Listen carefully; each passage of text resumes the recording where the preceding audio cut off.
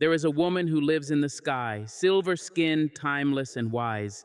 Each month she leans close to earth, whispering, "Remember who you are. Tonight I will teach you how to listen." The moon, in her quiet splendor, has long been a companion to humankind, a luminous witness to our triumphs, our tears, and our transformations. From the beginning of time, we have looked up to her, tracing her face in the dark sky as though she carried the secrets of our own hearts. There is a mystery in her glow that draws something ancient from within us, something that remembers what it means to be both fragile and eternal. When we gaze upon the full moon, we are not simply seeing a celestial body suspended in space. We are gazing upon a sacred mirror that reflects not our faces but our souls. In her radiance, we glimpse our strength, our grace, our resilience, and the soft light of our divine nature that we so often forget exists. The moon does not shine with her own light. She borrows it from the sun. Yet when we see her in her fullness, she appears just as magnificent, just as commanding, as if the light were her own. This is the divine lesson she offers us. Even when our light is borrowed, reflected, or rediscovered, it is no less beautiful, no less powerful. We too at times forget our brilliance. We walk through days clouded by doubt, pain, or disappointment, believing our glow has dimmed forever. But when we turn toward the moon, she reminds us that the light we carry has never truly gone out. It has merely been hidden, waiting for us to face the right direction. In this reflection, she whispers that we too can borrow strength from the divine when our own seems lost. We too can reflect the glory of love, compassion, and faith, even when the sun of our spirit is out of sight. Imagine a woman standing alone by the ocean at midnight. The waves whisper against the shore, and the moon floats above her like a silver guardian. She has spent weeks carrying the weight of her failures, feeling small beneath the world's expectations. But as the moonlight stretches across the water, she sees her own reflection trembling in its surface, her face illuminated, her eyes shimmering. In that moment, she realizes that even in darkness, she shines. The moonlight does not ask her to be perfect, it only asks her to be seen. That reflection, gentle and forgiving, becomes a sacred affirmation that her worth is not measured by her pain or her past, but by her ability to keep standing beneath the light. The moon has shown her not who she has been told she is, but who she truly is, a vessel of light and infinite possibility. The moon's mirror does not discriminate. It shines on all faces alike. The weary mother nursing her child, the wanderer searching for meaning, the dreamer writing under candlelight, the soul who has lost their way. In her eyes, there are no hierarchies of holiness or beauty. Every being who dares to lift their gaze becomes a reflection of divinity. This is the quiet revolution the moon inspires, that we need not earn our sacredness, for it already exists within us. We need only remember it.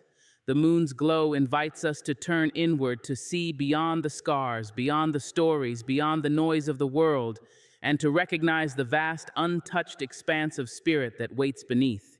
Each crater upon her surface, each mark of time, becomes a testament to endurance and grace. She bears her imperfections openly, yet she remains luminous. And through her example, she teaches us that our wounds too can become sources of light. There is a reason ancient peoples worshiped the moon as a goddess, as a healer, as the guardian of intuition and truth. They understood that her phases mirrored the cycle of human existence, the waxing and waning of joy and sorrow, of creation and rest. When we watch her grow full, we are reminded of our own fullness, of all that we have become through the seasons of our lives. The moon does not apologize for her phases, nor does she rush her return to light. She embraces the darkness as an equal part of her journey, knowing it only makes her brightness more profound. When we allow ourselves to reflect this truth, we learn to honor the parts of our lives we once rejected, the mistakes, the losses, the silence, as necessary steps toward wholeness. In spiritual practice, many find power in standing beneath the full moon to meditate or speak affirmations. This is not mere ritual, it is communion. The act of aligning oneself with her glow becomes a sacred conversation between self and spirit. As you speak your intentions into the night air, you are not sending them away. You are sending them inward, into the mirror of your own being.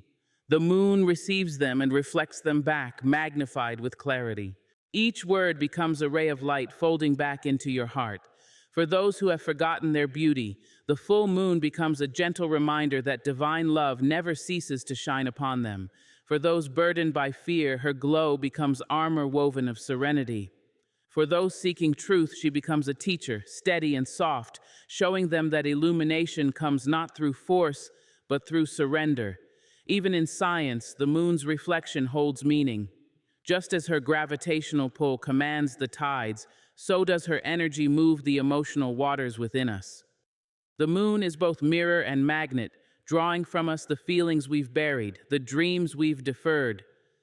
She calls us to face them, not with judgment, but with tenderness. Through this reflection, we come to know ourselves not as broken, but as beautifully in progress. The moon's power, then, is not one of dominance, but of revelation. She does not demand that we worship her. She invites us to see ourselves through her eyes, to remember that we, too, are made of light. There is a pulse beneath our feet, a rhythm that hums softly through the soil, the oceans, the air, and the sky. It is the heartbeat of creation itself, and though we often drown it out with the noise of modern life, it is always there, steady, patient, eternal. The moon, that ancient guardian of light, is one of the clearest reflections of this rhythm. Her wax and wane are not random or accidental. They are part of the grand choreography that governs life on Earth. Every creature, every tide, every blooming flower and resting seed moves to her silent song. To understand the connection to nature's rhythm is to recognize that we, too, are not separate from it. We breathe in time with the waves, we feel in time with the phases of the moon, and we live in time with the great cycle that binds all things together. The moon's pull on the tides is one of the purest demonstrations of her power. When she is full, the oceans swell. When she retreats into shadow, they calm. This ebb and flow does not belong only to the sea. It lives within us too. The fluids of our bodies, the rise and fall of our emotions, the expansion and contraction of our breath, all echo the lunar tides. The ancients understood this intimately. Farmers planted their crops according to the moon's phases, knowing that her fullness brought growth and her darkness brought renewal. Women tracked their cycles by her waxing and waning, seeing in her light the reflection of their own creation and release.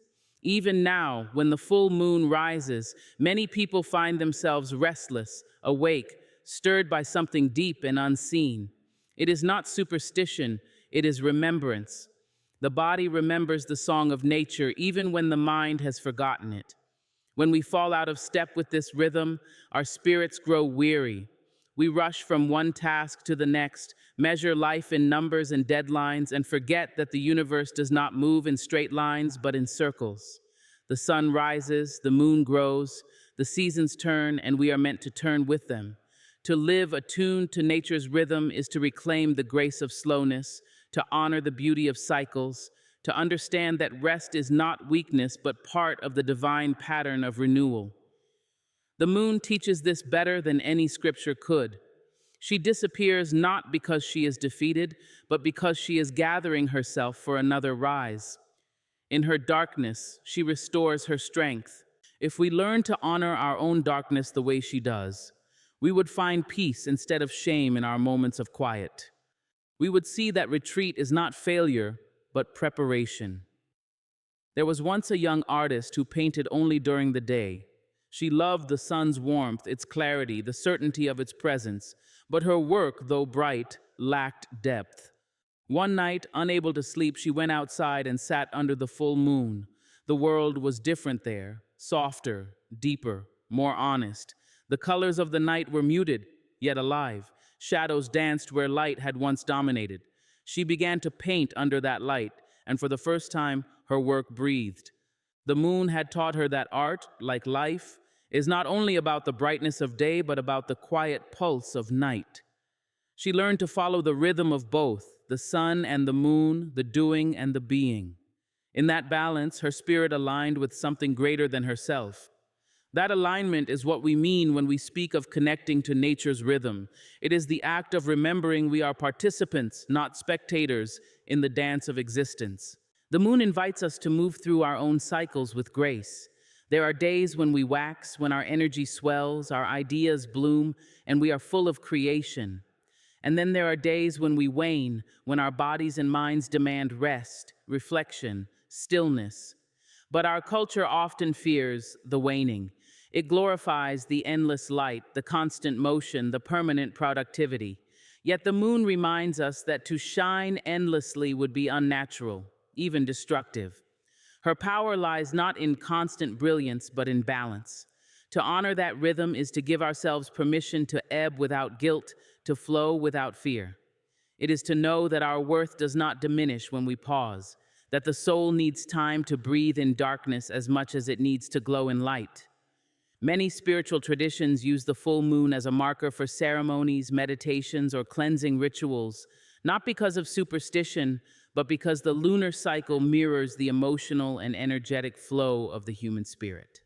During the waxing phase, intentions are planted like seeds growing with the increasing light. At the full moon, these intentions reach their peak, manifested, visible, ready to be harvested. And during the waning phase, we release what no longer serves us, just as the moon releases her brightness back into shadow. To follow this rhythm is to live consciously, to understand that life itself is a series of beginnings, middles, and necessary endings. It teaches patience, humility, and harmony with forces beyond our control. In modern times, when artificial light floods our nights and the hum of machines drowns out the natural song of the earth, it takes courage to reconnect with this ancient rhythm. It requires us to slow down, to look up, to feel. But when we do, something sacred awakens, a sense of belonging, a quiet certainty that we are not lost, only out of tune. The moon becomes more than a distant sphere. She becomes a compass guiding us back to balance. Her rhythm reminds us that time is not an enemy, but a teacher, that nature does not hurry, yet everything is accomplished. And in aligning ourselves with her pulse, we begin to rediscover the forgotten harmony between our breath and the heartbeat of the living earth. There comes a time in every person's life when the noise of the world grows too loud, when voices outside drown out the whisper of the soul, when the reflection in the mirror feels like a stranger's face. We are born radiant, fearless, and wild with the memory of divine creation, but somewhere along the way, the world teaches us to dim our own light. We learn to shrink ourselves to fit expectations, to silence our instincts, to trade intuition for approval. Yet the moon, steady and unashamed, continues to rise each night as if to remind us of what we have forgotten. Her presence is not just a celestial wonder, it is a sacred call to reclaim the power we once knew we had.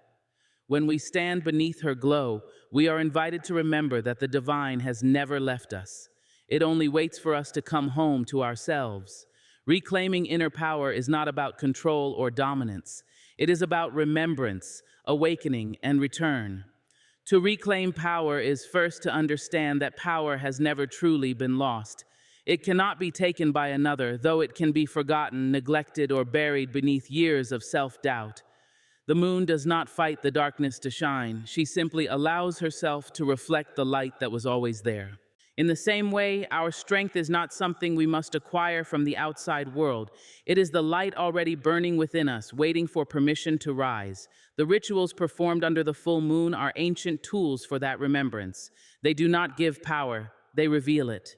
When one lights a candle, whispers an affirmation, or bathes in moonlit water, it is not the act itself that transforms. It is the decision to believe again in one's own divine nature. It is the reclaiming of agency, the silent declaration, I am the author of my energy, the keeper of my light.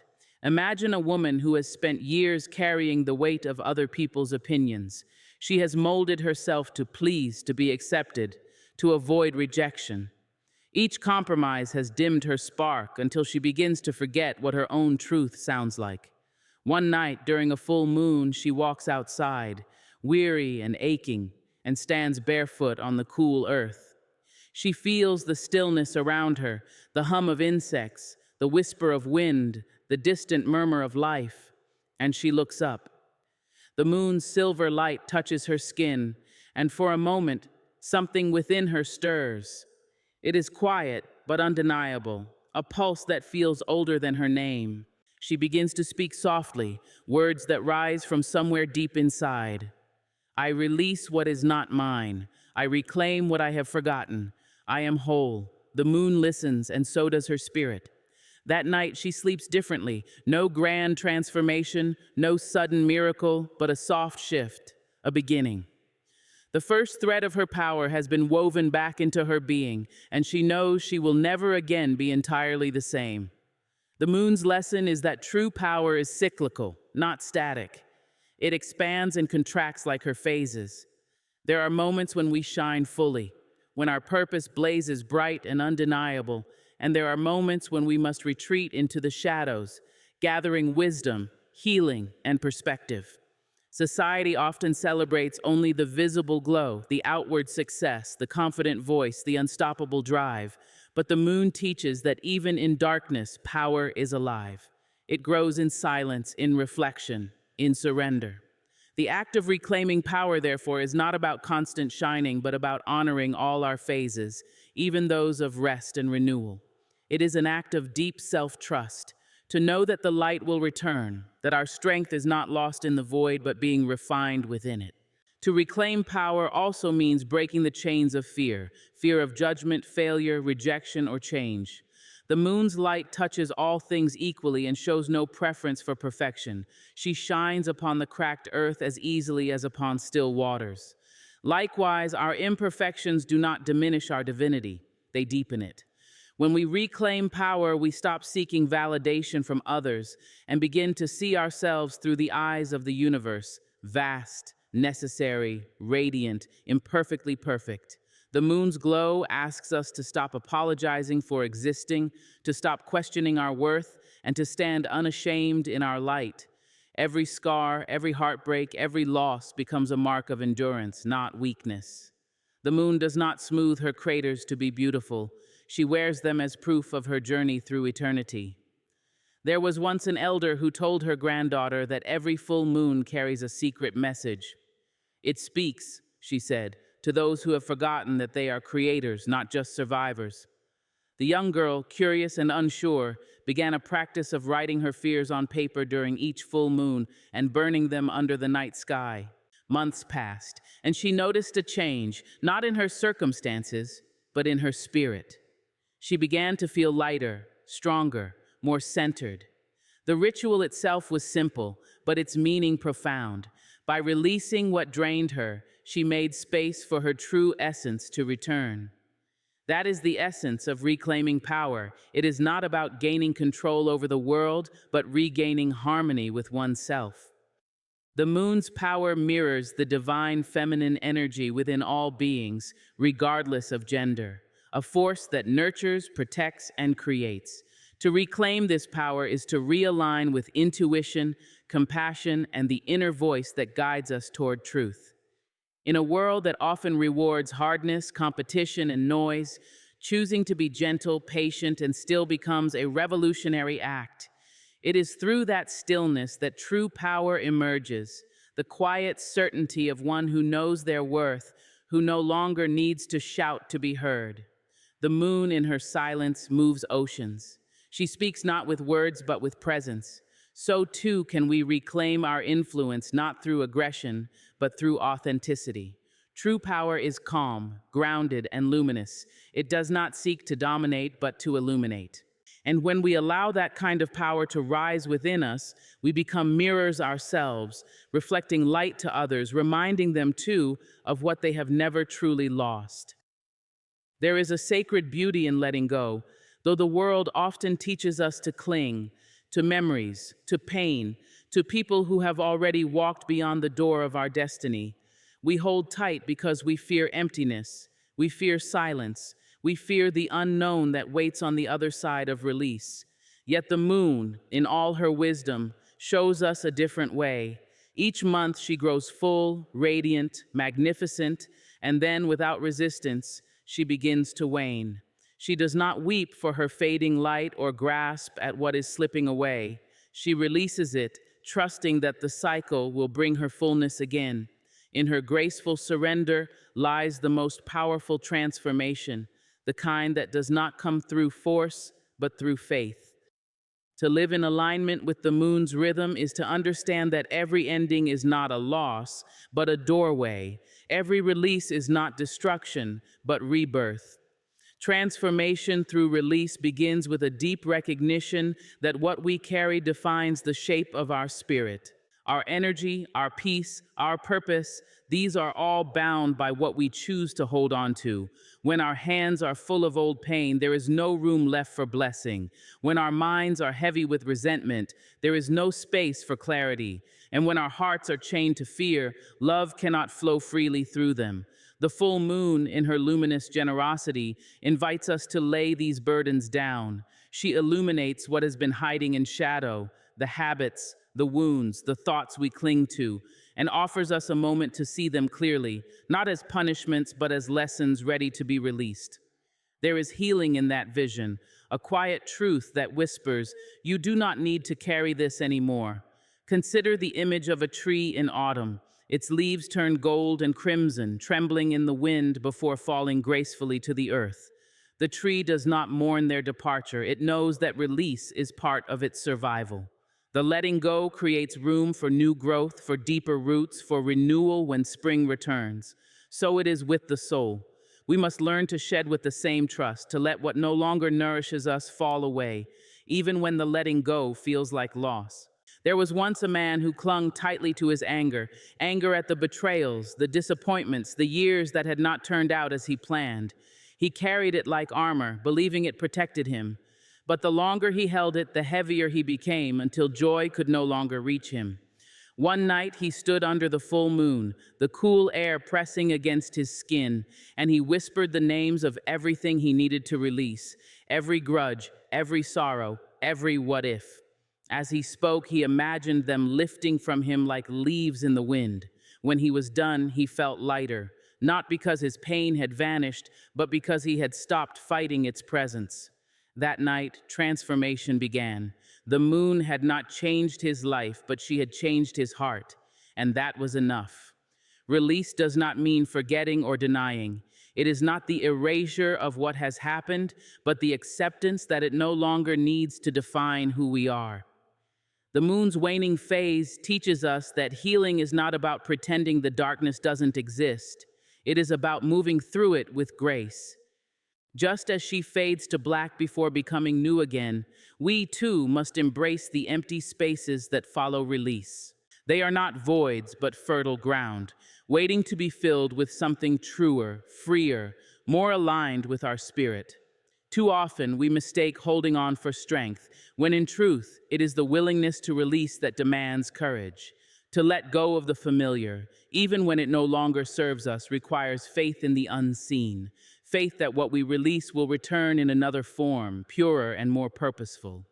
Many spiritual traditions incorporate rituals of release during the full moon, writing down fears and burning them, washing hands in water under the moonlight, or simply breathing deeply while focusing on surrender. These acts are symbolic, yes, but they hold immense psychological and spiritual power. They provide the body and mind with a language for release, transforming intention into action. When one burns a written word under the full moon, the fire becomes a messenger, carrying what is released into transformation. When one stands by the ocean and lets the tide pull away what no longer belongs, the moon's gravitational rhythm becomes an ally in liberation. These acts remind us that letting go is not just emotional, it is elemental. It connects us back to nature's eternal truth, that nothing is ever truly lost, only changed. Transformation through release is not always gentle. Sometimes it arrives in tears, in silence, in sleepless nights when the weight of what we're surrendering feels too heavy to bear. But the moon's lesson is patience. She does not rush her waning, nor does she resist her rebirth. She moves slowly, deliberately, trusting the rhythm of her own becoming. When we follow that example, we begin to see release not as an ending, but as the necessary pause before renewal. A caterpillar must dissolve entirely within the cocoon before it can emerge as a butterfly. The very cells of its body must break down to be remade. So too must we allow our old selves to dissolve when the time comes, to make space for the person we are becoming. Transformation is born in the quiet courage to say, I am ready to be new. The moon teaches us that the art of letting go is the foundation of evolution. To cling to what was is to remain stagnant. To release is to flow. When we align with that rhythm, we learn to trust the natural unfolding of our lives. What is meant for us cannot miss us, and what has passed was never ours to keep.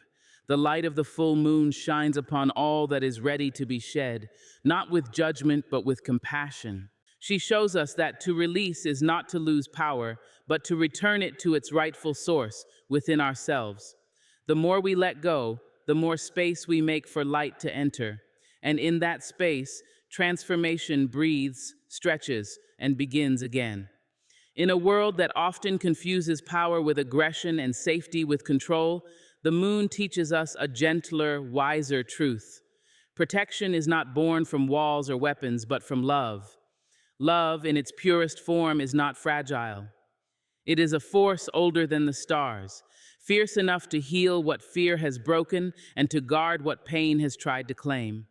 When the moon pours her silver light upon the earth, she does not choose who is worthy of her glow. She embraces all, from the sleeping child to the howling wolf, from the trembling leaf to the restless tide. Her protection is universal, and her shield is compassion.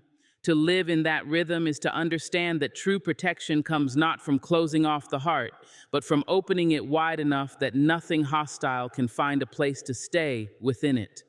Love is not the absence of danger, but the presence of divine alignment, an energy so strong that darkness dissolves when it meets it. There is an ancient misunderstanding that to be safe, one must harden, withdraw, and defend. Yet the moon, patient and unyielding, teaches us otherwise. She moves through the night not in defiance of darkness, but in partnership with it. Her glow exists because of the very shadows that surround her. She shows us that light does not need to fight darkness to exist. It only needs to shine. The same truth applies to the spirit. When we protect ourselves through love, we are not fighting against negativity. We are transmuting it. We do not curse the shadows. We bless them with light until they lose their power. Love becomes a circle around us, soft yet impenetrable, because it is built not on fear, but on truth. Fear divides, love unites. Fear trembles, love endures. When the full moon rises, she whispers this lesson to every soul willing to listen. Protect your heart not by hiding it, but by filling it. Imagine a woman who has endured betrayal after betrayal, her trust worn thin by broken promises and empty words. She begins to believe that the only way to survive is to close herself off, to build invisible walls so high that no one can enter. Yet in doing so, she finds that she cannot breathe. Her fortress has become her cage. One night, as the full moon spills its light across her window, she feels something shift, a quiet voice rising within her. Instead of repeating the mantra of defense, she speaks softly into the night. I choose to protect myself through love. The words feel strange, almost fragile, but she repeats them again and again. Slowly, the walls she built begin to feel unnecessary. She starts to forgive, not for others, but for herself. Each act of compassion becomes a layer of armor that no cruelty can pierce. The love she once feared would make her weak becomes her greatest shield. In choosing love over bitterness, she discovers a power that cannot be taken from her, for it comes not from the world, but from within her very soul. Protection through love also means embracing the understanding that love is not a passive force. It is active, intentional, and disciplined. It demands that we care for ourselves the way the moon cares for the earth, constantly, without judgment, without pause. Self-love, then, is not vanity. It is a sacred duty. It is how we keep the light within us burning, even when the winds of the world blow cold. When we speak kindly to ourselves, when we rest without guilt, when we choose truth over approval, we weave invisible threads of protection around our energy. The moon, ever watchful, mirrors this practice. She reflects the sun's light, yes, but she also guards the night, watching over a world that rests. Her luminous silence is an act of devotion, a promise that light never truly leaves, even when it seems gone. There is a story told by an elder about a healer who could calm storms and quiet tempests, not by chanting or command, but by standing still and radiating love. When asked how she protected herself from harm, she smiled and said, "I do not guard against the darkness. I expand my light until there is no room left for harm." That is the essence of protection through love. It is the recognition that love is not weakness. It is the highest form of spiritual strength. When we stand in love, fear cannot touch us. When we act from love, chaos cannot unseat us. When we speak with love, our words become medicine instead of weapons. And in that alignment, we find safety deeper than any physical barrier could provide. Love also protects through connection. Just as the moon's pull steadies the tides, love stabilizes the emotional waters within us. When we act from love, we are not isolated. We are in harmony with the greater rhythm of existence. We begin to feel the heartbeat of the universe within our own chest. We sense the invisible threads that tie us to every living thing: the tree, the sea, the stars, the strangers who cross our paths. That awareness itself becomes a form of protection, for it dissolves the illusion of separation, which is the root of fear. To love is to remember that we belong, that the universe is not against us but moves with us. The moon reminds us of this belonging every night she rises, her light reaching across the sky to touch even the most forgotten corners of the world. When the full moon glows brightest, many gather in her honor to perform rituals of protection, burning sage, lighting candles, meditating on peace.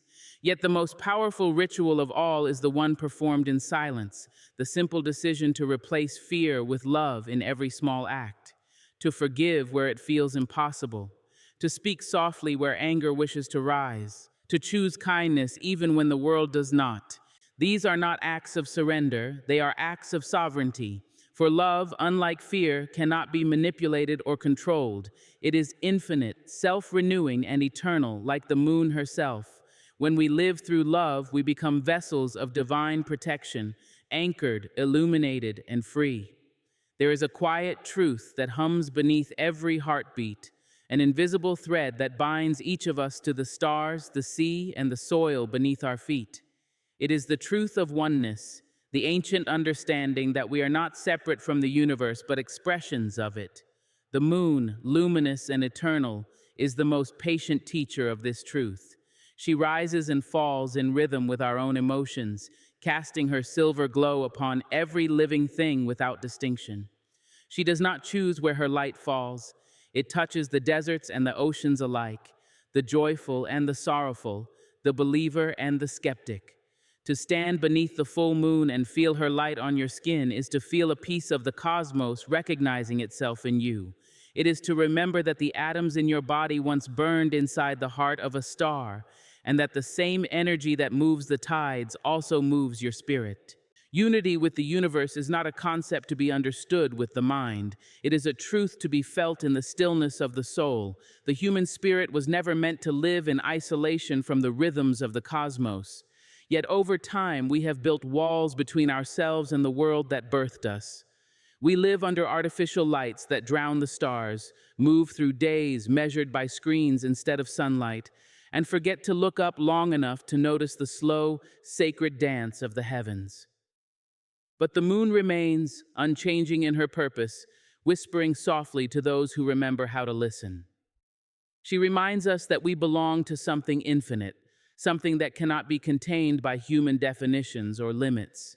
When we align ourselves with her rhythm, her phases, her stillness, her reflection, we realign ourselves with the heartbeat of creation itself.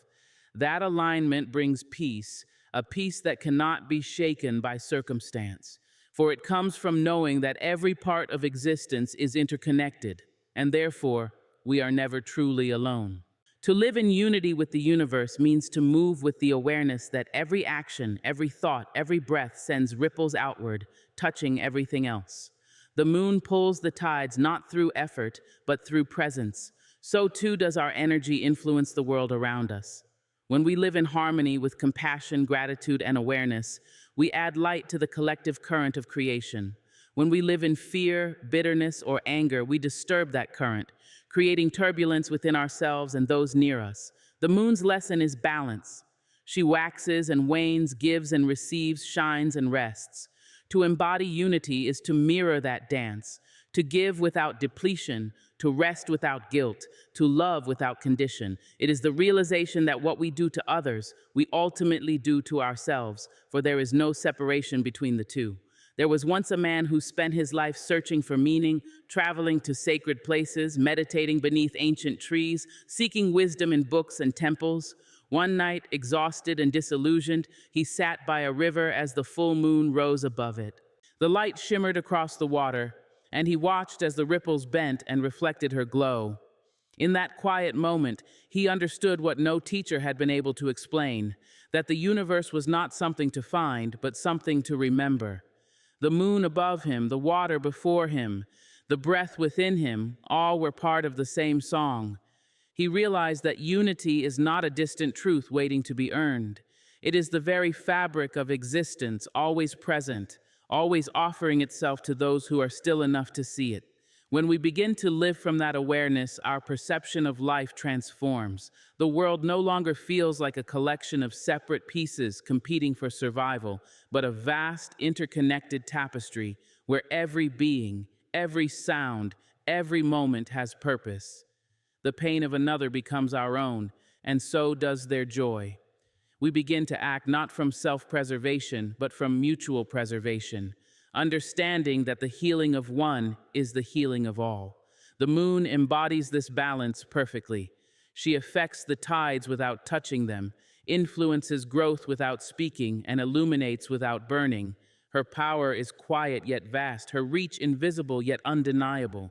To live in unity with the universe is to adopt that same power, to influence through presence, to protect through harmony, to heal through awareness. This unity also demands humility. It requires us to accept that we are not the center of the cosmos, but threads in its eternal weave. Our struggles, our triumphs, our very existence are part of a larger rhythm that extends far beyond human comprehension. When we surrender to that truth, peace takes root. We no longer fight against the flow of life, trying to control what was never ours to command. We begin to trust that every experience, joyful or painful, is part of the same divine motion that guides the stars in their paths. The moon does not question why she must wane. She knows her return is inevitable. Likewise, when we accept our own cycles of rise and fall, we find grace instead of resistance. In many spiritual traditions, moon ceremonies are not simply acts of worship, but expressions of unity. When people gather under her light, they are reminded that every beating heart shares the same sky. The same moon that shines over one soul shines over another half a world away. There is comfort in that continuity, a reminder that even across oceans and time zones, we are connected by the same celestial rhythm. The light that touches your face tonight will touch another's tomorrow, and in that exchange, the universe breathes through us all. The practice of unity is not confined to rituals or philosophy. It lives in the smallest acts. When we speak kindly, we align with cosmic order. When we forgive, we dissolve boundaries. When we stand beneath the moon and simply feel gratitude for being alive, we vibrate at the same frequency as creation itself. The moon is not outside us. She is within us, her rhythm pulsing in our blood, her cycles mirrored in our emotions, her calm in our silence. When we finally understand that truth, we stop seeking the divine in the heavens and begin to see it in our own reflection, glowing faintly, infinitely, with the same quiet light that guides the universe through eternity.